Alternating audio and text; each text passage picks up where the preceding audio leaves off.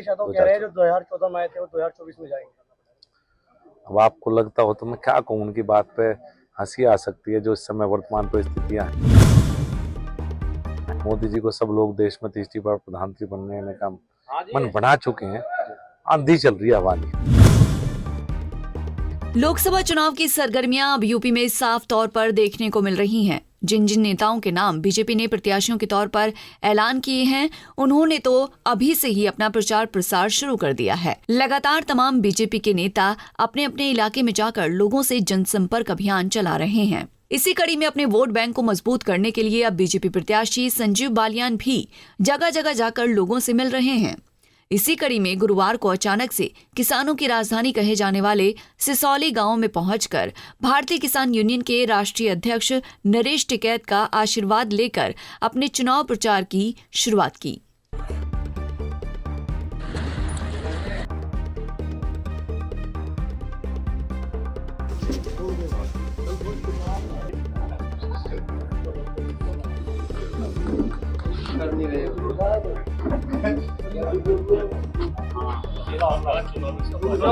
इस दौरान नरेश टिकैत ने भी संजीव बालियान को मिठाई खिलाकर जहां उनका स्वागत किया और नरेश टिकैत ने कहा कि ये चुनावी मामला है, इसमें तो लोग सभी हथकंडे अपनाते हैं। इतना ही नहीं, उन्होंने कहा कि संजीव बालियान इसी परिवार से हैं, तो आने से किसी को कोई परहेज तो नहीं है। वहीं न किसी पर प्रतिबंध है और न यहाँ कोई चुनावी सभा है, तो सभी आ सकते हैं। इसको ऐसे जोड़कर नहीं चलना चाहिए और आम आदमी अपनी मर्जी से कहीं भी मतदान कर सकता है। भाई एक तो बताओ, तो चुनावी वो है, इसमें तो आदमी सब हथकंडे अपनावे। और संजीव बालियान यही इसी परिवार से है, उनके कोई आने में कोई फरेज तो किसी पे है नहीं, कोई प्रतिबंध नहीं है, ना कोई यहाँ से चुनावी सभा है, तो सभी आ सके। तो इसको इस बात तो थोड़ा ही देखा जा कि भी परसों तरसों हरिंदर मलिक भी आ रहा था, जो सपा से गठबंधन इसके शपथ है, प्रत्याशी है, तो इसमें नहीं इसका ना जोड़ के चलना चाहता। और हमने कोई भी कभी भी ऐसा हम किसी की उसमें नहीं कहते। ये आदमी अपनी मर्जी तक कहीं भी अपनी मतदान कर सके। वहीं दूसरी ओर बीजेपी प्रत्याशी डॉक्टर संजीव बालियान ने कहा कि देखिए, किसान यूनियन के राष्ट्रीय अध्यक्ष के साथ साथ वो हमारे खाप चौधरी भी हैं। वो हमारी बालियान खाप के मुखिया हैं और मैं उनका सदस्य हूँ।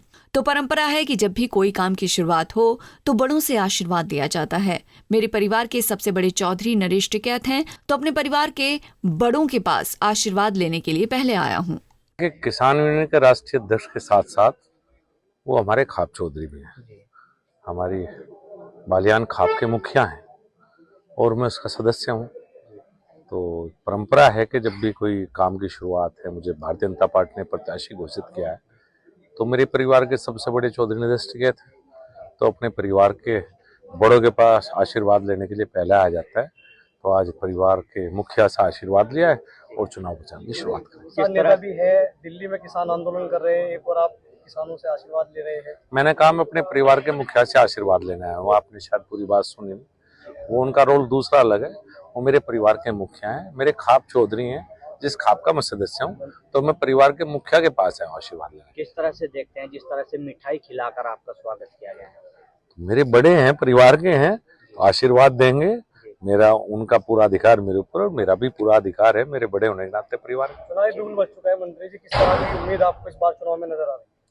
2014 जैसा चुनाव मुझे दिखाई देता है, उसी तरफ चुनाव जा रहा है। मुजफ्फरनगर ही नहीं, पूरे उत्तर प्रदेश में 2000 जैसा चुनाव हुआ। बीजेपी प्रत्याशी संजीव बालियान तो यहीं नहीं रुके। उन्होंने एक बार फिर से बता दिया कि इस बार आंधी चल रही है। आंधी, हमें अखिलेश की बातों पर हंसी आती है।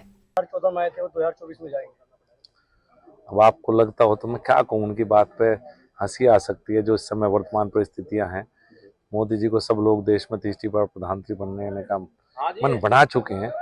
आंधी चल रही है हवा नहीं। कह रहे आंधी नहीं है, खुद और दूसरे जो गठबंधन के उन्हें भी तोड़ रहे हैं, डर है उनके मन में। देखिए क्या है कि उनका तो हमारे विपक्ष में है, वो कैसे स्वीकार करें आंधी है।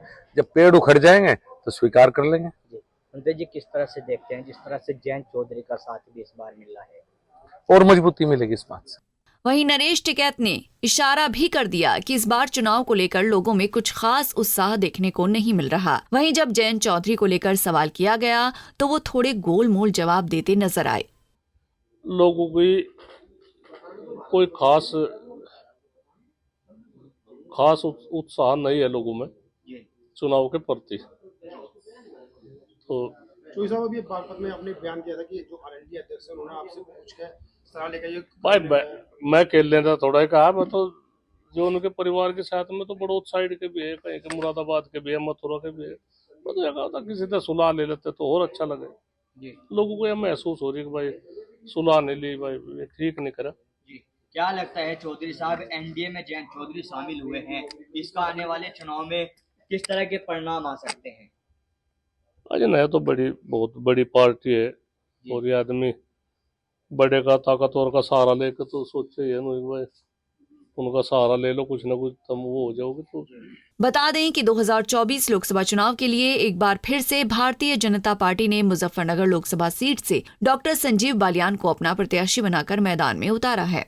अब देखना होगा कि संजीव बालियान इसमें कितना कामयाब हो पाते हैं, क्योंकि इस बार वो दम तो खूब भर रहे हैं कि जब से जयंत चौधरी का साथ मिला है उसके बाद से ही एनडीए और मजबूत हुई है। पंजाब केसरी टीवी के लिए मुजफ्फरनगर से अमित कुमार की रिपोर्ट। हमसे जुड़े रहने के लिए हमारे YouTube चैनल को सब्सक्राइब करें और नई वीडियो की नोटिफिकेशन के लिए बेल आइकॉन को दबाएं। अगर आप ये वीडियो Facebook पर देख रहे हैं तो लाइक जरूर करें और ज्यादा से ज्यादा शेयर करें। धन्यवाद।